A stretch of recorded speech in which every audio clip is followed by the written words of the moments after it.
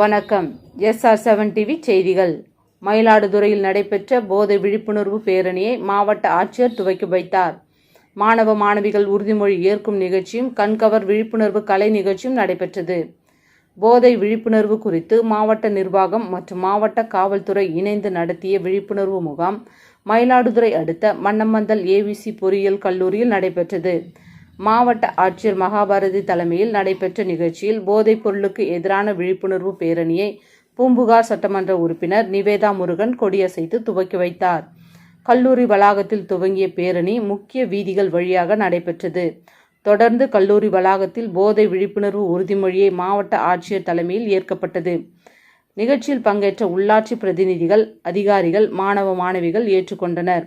நிகழ்ச்சியின் ஒரு பகுதியாக காவல்துறையினர் மற்றும் மாணவ மாணவிகள் பங்கேற்ற போதைப்பொருள் உபயோகத்திற்கு எதிரான விழிப்புணர்வு கலை நிகழ்ச்சிகள் நடைபெற்றது.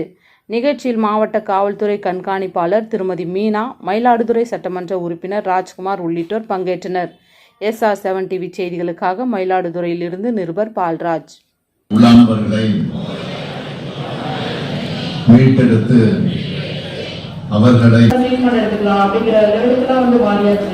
அந்த மாதிரியான சமுதாயமா இப்ப மாறிடுது.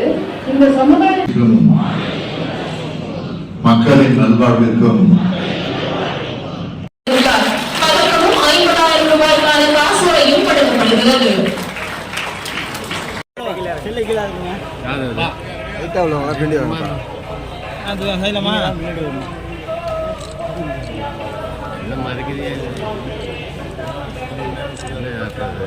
நடக்கட்டு வாங்க திருப்பி கொடுங்க.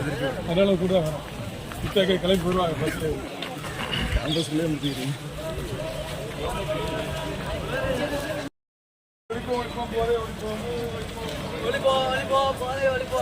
சத்தமா